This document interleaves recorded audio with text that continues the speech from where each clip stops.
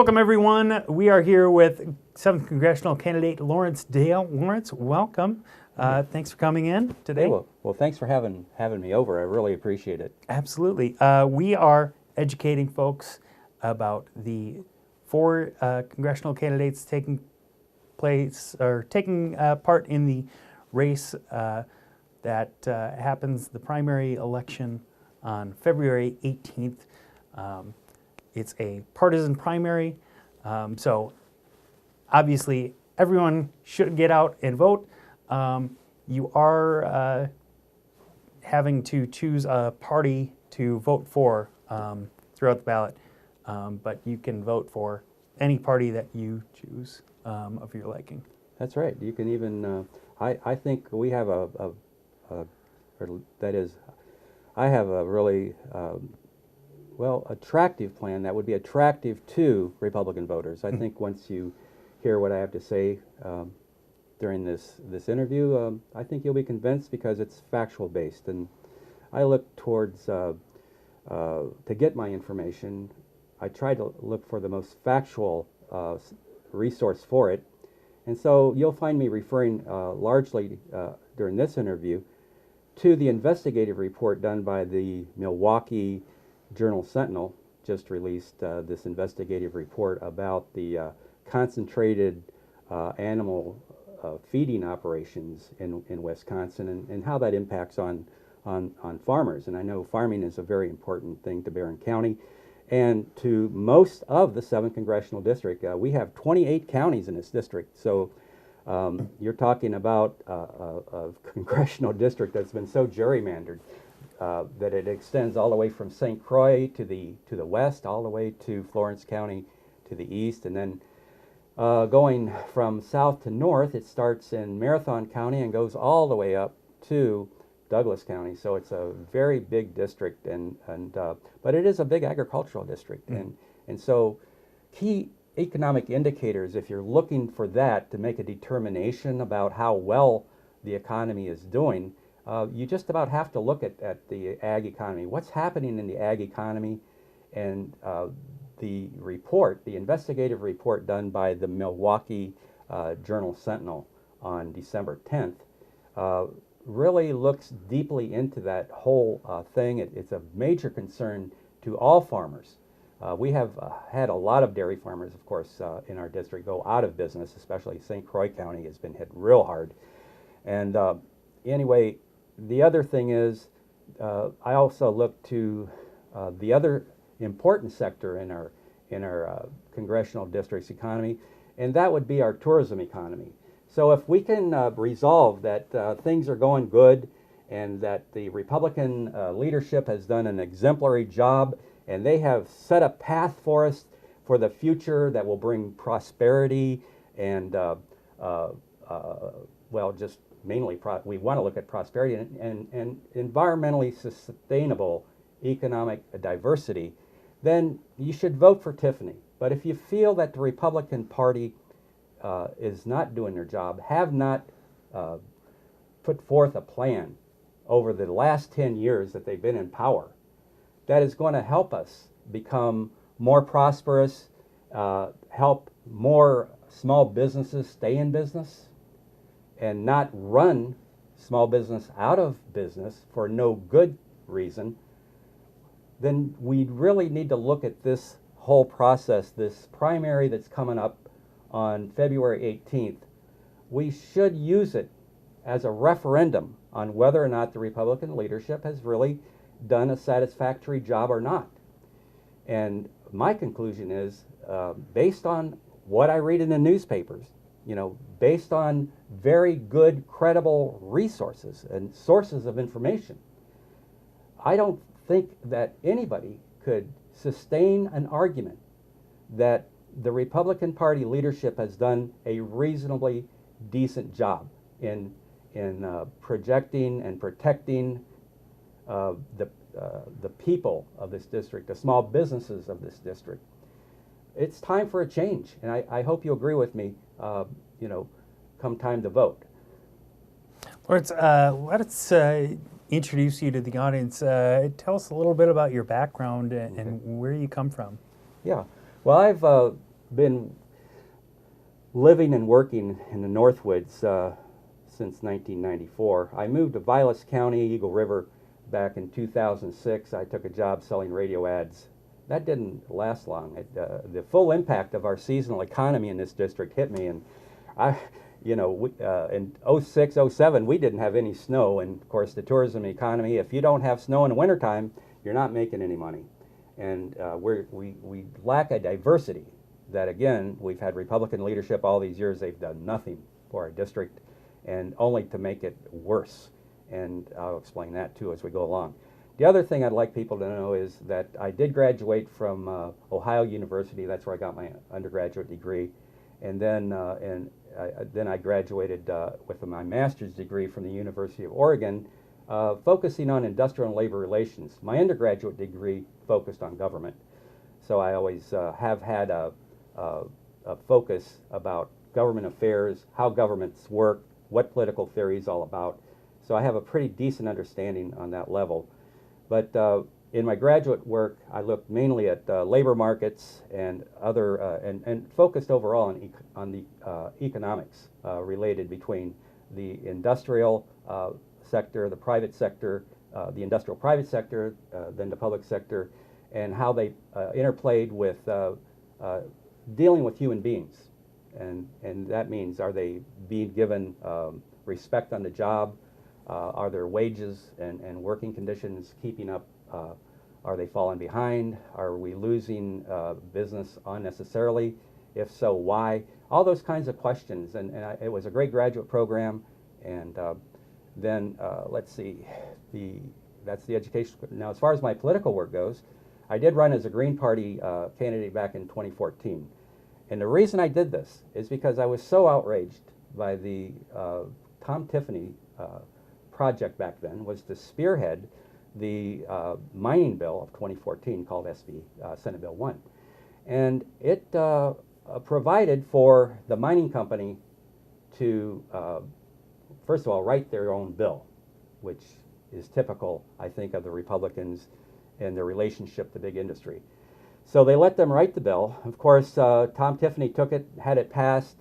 It did get passed in the Senate and in the Assembly. And it was a bill that called for strip mining, an area that started right around Mercer in Iron County, and then went all the way up to Douglas County, 90 miles north. So it's 5 miles wide. This is all projected, okay, and 90 miles north. That was the essence of the bill. But at the same time, it also allowed the company to use eminent domain to force people off their property.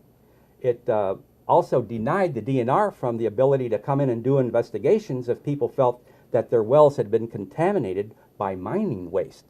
So this is kind of a prelude to what we see today in the dairy industry. And our multi-billion-dollar tourist economy would have been utterly destroyed if this mining bill had come to fruition. And they sold it as an environmentally clean way to mine, which was a lie. And then they said, well, this is going to provide a lot of new high-paying jobs. But what they didn't do is to come to the communities up there in Ashland County and Iron County, all the way up through Bay Bridge, and even, to all those counties. They didn't sit down with the folks. They didn't have to, because they took away home rule. And so they essentially shoved that down our throats. And now Tom Tiffany thinks, well, look, I have this wonderful record. I want to get promoted to be your congressman because I've done such a good job. I don't think Tom Tiffany should be elected to anything. He should retire while he's ahead, because he's just got too much baggage of essentially running contrary to the will of the people, unless the people want to have their entire tourist-based economy undermined, literally. And the thing is, we just simply can't afford to have Tom Tiffany anymore. The Republican leadership have shown us in the 7th Congressional District that they're not up to the task. Now, just recently, oh, and by the way, you can go to my website, dale2020.com, to click onto the New York Times article about this mining bill issue. So go to dale2020.com and then click on articles, and then there's an article, a New York Times article dated 2014 called the effort, it's the battle to save Wisconsin. So take a look at that, and it's very well fact-checked, and we'll give you the whole rundown on what I'm saying here. Now, the other thing the other sector of the economy we have to look at, so we just looked at the tourist economy, and we are trying to make this decision. Do the Republicans deserve another shot? Do they deserve to have their man, Tom Tiffany, sent to Congress? Well, let's look at the most recent investigative report on Wisconsin's dairy industry. And you can go again to my website and look at the article there under the first platform, the first plank in my platform, which says, "Stop concentrated animal feeding operations." These are called CAFOs for short. So if you look at that and read that article, you'll come to the same conclusion I've come to, and that is we cannot afford any more of their leadership, any more of the Republican leadership. First of all, if you look just down to one of the counties in the 7th Congressional District, that would be Wood County, they just had a court ruling stating that they would have to honor the building permit for a 5,300 milk cow dairy operation. Those, again, one of those CAFOs. And basically, because we don't have home rule, the people of Saratoga, for example, did not have hardly any legal basis whatsoever to challenge this thing. So they challenged the building permit, and it took 5 years, and they've got a decision from the Republican-dominated Wisconsin Supreme Court that tells them they have to honor that building permit after all these years. But they were so upset about the prospect of having this CAFO moving into their community that they were just willing to take on any legal challenge they could think of to make this thing go away, or at least delay it. So it looks like it's just delayed because now that the Supreme Court has ruled, basically on the building permit question alone, it has opened the door, or reopened that door for this Golden Sands, which is called a concentrated animal feeding operation. And they are highly productive, efficient, that is, in producing milk. But they also accumulate a lot of manure. So the one that was going to go into Wood County, it actually produces about the same amount of manure per day that is processed in Madison. Wow. I mean, that's a lot of, well, I won't say it, but it's a lot of BS. Not so much the milk cows. I'm trying to make a joke. But anyway, we don't want that in our neighborhood. So now that we don't have home rule, and home rule was taken away a long time ago, I understand. Even under the Doyle administration, I believe they took away home rule regarding the placement or sighting of these of livestock. Can you explain what home rule is? Home rule is when your community leadership can deal with a question that seems to present a danger to the community as a whole. And it used to be that's what your community elected leadership was there to do, as well as their other functions. But this is the most important function. You know, when you see a situation like they saw in Saratoga, they knew about Golden Sands because in Juneau County, Golden Sands has had to install, or at least I don't know if they were ordered to by court, but they're installing roughly 48, 50, I guess it's the home water treatment systems to get the waste out of the clean water that they've polluted. They also have had other environmental violations for not really taking care of that manure. So without it just seemed like that the Republican Party leadership through the Supreme Court of Wisconsin really just poured salt on the wound and saying, look, we're not looking at all this other stuff. We're not looking at the fact that this Golden Sands operation has a terrible environmental record and has a record of putting nitrates into the water system. We have such porous soil, here in Wisconsin that when you liquefy manure, and you're liquefying the amount that's consistent with the total amount of sewage that is processed in Madison per day, the storage of that stuff becomes a real issue.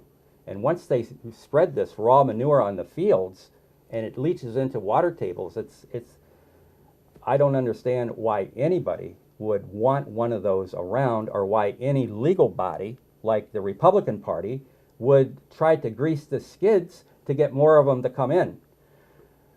So that's what's going on now in Wood County, which is part of the 7th. And they're going to be stuck with this thing.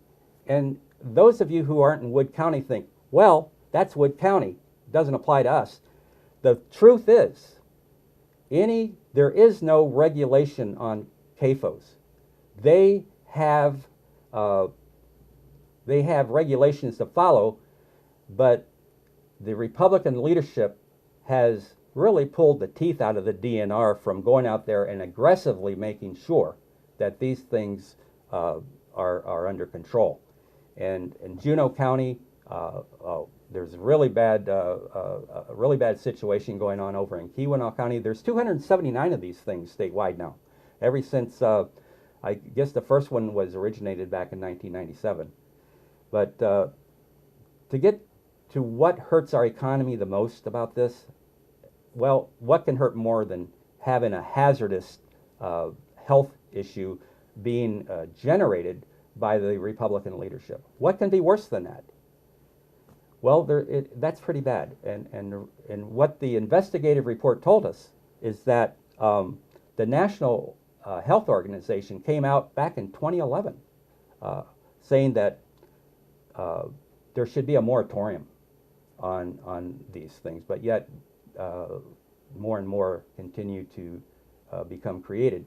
So that's the health aspect of this thing, and that's why I was saying earlier, let's look at the record of the Republican leadership and what it's been doing to our economy, and is it something we want to continue along that path with?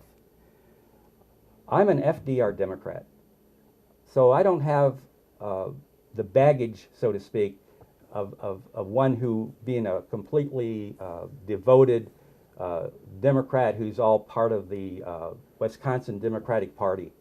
They don't like me too well. I don't know why. I don't care. All I know is that any Republican who wants to send a message to the Republican leadership that you're tired of these concentrated animal feeding operations being built in this state, you should vote for me. Let's make this a referendum on their leadership. And the other aspect I want to look at is how these CAFOs and how this policy of supporting these concentrated animal feeding operations, how these things have hurt so many small businesses. We know that we have lost 7,000 small family dairy farms since 2004. Now, the Republican Party leadership wants us to think those are market forces that caused this to happen. But when you look at it carefully, first of all, you know that if you take away home rule, that means there's nothing stopping the CAFOs except for the siting board that the state government runs. The siting board is like a rubber stamp allowing CAFOs to enter the state. Now, this all comes from my reading of the investigative report that was issued on the 10th of December. So I guess the point I'm trying to make here is there's so much evidence. You can read the report, the investigative report yourself, but there seems to be and is in fact so much evidence that the Republican Party leadership has indeed colluded with big dairy interests at the expense of our environmentally sustainable small family dairy farm operations. And one of the most glaring examples of the Republican Party leadership manipulating the market was their effort called Grow Wisconsin Dairy. That was enacted in 2012, and already there had been thousands of small family dairy farms forced out of business. when you overproduce milk in this economy for dairy, it causes the price to go down so much that it's been going down because of the overproduction of milk, caused largely by these big dairy farms. So once the price is forced down by the oversupply, it comes to pass that dairy farmers are not recouping their costs and they're going broke. And with the whole incentive for small dairies to increase their production through Grow Wisconsin Dairy Program that the Republican leadership unleashed, it doesn't make sense. When you already have an oversupply, you already have thousands of farmers having to leave because of oversupply, for them to introduce a program that incentivizes oversupply. To me, that's colluding with the big concentrated animal feeding operation dairies. That's not what we're about. We've already talked about how terrible it is in terms of what it does to the environment, what it does to human health. We don't have that problem with small dairy operations. They are environmentally sustainable. Yes, there are problems with nitrates with their operations at times, but it's containable and it's resolvable and it doesn't affect an entire community. Right now, the CAFOs, these concentrated animal feeding operations, are so extensive. There's 16 of them in Kewaunee County alone. They're starting to have blooms, algae blooms on Lake Michigan. And furthermore, there was plenty of information from Johns Hopkins Center for Public Health, from the National Health Organization, warning us years ago that these types of or modes of production for dairy were dangerous, not only for dairy, but for beef and hogs. We've had swine flu wipe out the entire hog population in China and in Mexico. It could happen here. We have a huge suspended hog operation, CAFO, up in Bayfield County. So what the Johns Hopkins Center especially was warning about was the ability of these diseases that happen to concentrated animal farming operations or feeding operations, is that they could jump to humans. We know about swine flu now. We already get flu shots for that. It's dangerous, and it's putting thousands of small businesses out of business completely. And this is wrong. Very good. Mr. Dale, I guess what are your thoughts on where that Congress should take the economy, and what steps do we need to do to help the 7th Congressional District? Well, the other part of my plan, I've talked about the critical aspect of it, in the last few minutes. But now the constructive part of it, I think that it makes sense to vote for a candidate like myself to be your next congressman, because I'm looking to grow the small family farm sector. And there is a lot of USDA money that could help us do that. And my plan is to work with the county commissioners throughout the district, maybe even consortiums of counties. We have a Green New Deal with my candidacy. And the first part of it is focused on meat animals. And right now, with so many small family farms going under for really no good reason, we still need to attract into 7th the ability to provide more cash to farmers. And my proposal is that, first of all, once I am elected, I can start working with the county commissioners to draw up feasibility studies. These things can cost a lot of money, but there is federal money available to help out with that cost. And then get a real good picture of what it would run. I did one myself back in 2003, and it showed that if we had the infrastructure to slaughter, process, and direct market meat in our area, in our district, and we had maybe 5 or 6 of these structures or facilities across the district, this would attract more new family farm businesses supplying beef cattle, hogs, and poultry, of course, but doing it on a sustainable level. That we want something that's consistent and environmentally friendly with our tourist-based economy, for sure. And so that's why my plan recommends that. And the thing is, I have tried to do this on my own before. I did a feasibility study a few years back of the same nature that I'm referring to now, and it showed that we could make $250,000 in profits. And this is a lot of ag schools, they will tell you, or your local extension service would say, no, that can't happen.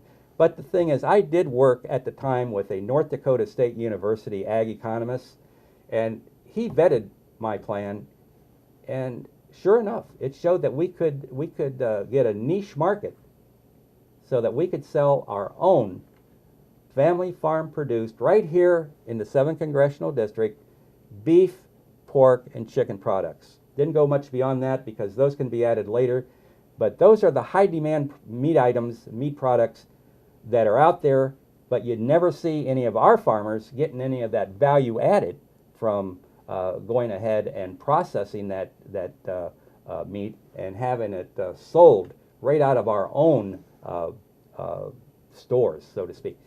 And there's a lot of communities that need a small store in there, and this would help that out a lot. And the truth is, with this plan, and once it becomes operational, there's no question in my mind that we could become, along with our tourist economy, a culinary destination, because it's almost impossible to get good quality, local, farm-raised meat products. It's impossible unless you know a farmer and you can get a custom something custom butchered for you. But then the other aspect, or the other component of the Green New Deal has to do with something that's just been legalized within the last year or so, and that's hemp. Now, hemp is a plant that doesn't need a lot of fertilizers. It doesn't need a lot of insecticides. It's a relatively clean plant. I understand it does need to be rotated like other crops, but when you look at Germany right now, for example, they are now making hemp sourced interior moldings for their cars. It's amazing. Once that car loses its life, who knows? Maybe the interior is biodegradable and doesn't become some big noxious imprint on our environment like the current production of plastic is. But you can make all kinds of products from hemp, not only interior moldings, but it creates a textile product that can be as coarse as rope, but yet as refined as satin. And so this is a whole new direction that we could be taking. In fact, we could become a textile manufacturer. We could become an interior automotive molding producer, or be the company that supplies that another company that makes that product, or even have that company move into our district as long as it's an environmentally clean company, and have them produce it right here, giving more people the opportunity to have good paying jobs. And that's should be our objective, but it's just been terrible. Ever since I moved down to Eagle River back in '06, I have not seen any progress in our district that's going to help. And we've had Republican leadership almost at full time. And now we're facing a situation where thousands of independent small businesses, these are highly capitalized businesses. They have so much capital equipment that has been passed down through the generations. Some of these operations are 3 to 4 generations old, and yet now they're having to go out of business, and for no good reason. I think it should be looked into. I hope the Democrats in Madison look into this, but there should be an investigation into the collusion and the market manipulation that is apparent, given the investigative report that we all can see at my website, dale2020.com, and just click on my platform, and the link to that article is right there. I hope you go take a look at it. Mr. Dale, we have a few minutes left. Closing thoughts on why folks should vote for you. Okay. Well, I think I have the most experience. I have the most specific education. My education is specific to the economy, specific to markets, and I understand it pretty well. So maybe that has a lot to do with the way why it struck me so hard reading this investigative report. The other thing is, I think there should be a moratorium on these concentrated animal feeding operations. They're too dangerous, and we have to let them go. And the other thing is, I think my Green New Deal proposal, also on my platform page at my website, deals with creating the opportunity for more new family farm businesses to move into the 7th and have a means, a sustainable way to continue an operation for years to come. We need to have something like that to diversify our economy. I know all the merchants up in Minocqua and Eagle River and throughout the Northwoods, Tomahawk. I mean, they need to have more business transactions during the dormant part of the year, which extends from November until May, generally. So my proposal gets to that and speaks to that directly. And we need to put a lot of those farmers, attract more farmers into our district, harvesting hemp. I think hemp is going to prove to be a big boost to our economy. We have a big mill in Brokaw, which is on the border of Lincoln County and Marathon County. I don't know how many people worked out there, but it was many workers were laid off from that mill. We have the Rhinelander mill that's operating at less than, I think it's not even 50% capacity. We just had another mill in Park Falls shut down. We need jobs up here that are good paying. We don't need good paying jobs being run out because of some kind of mutually beneficial relationship between the Republican Party leadership and big dairy, big ag operators. I mean, I know it's important to raise money for your next election, but don't take it out on the farmers. Don't take it out on the small businesses that are operating efficiently and they're operating in an environmentally sustainable manner. That's exactly what we need in our tourist-based economy. Why they're running those people off is not good, and I think they need to be held accountable for it. Very good. Lawrence Dale, thank you so much for coming in. Folks, get out and vote February 18th. Thank you so much. Thank you.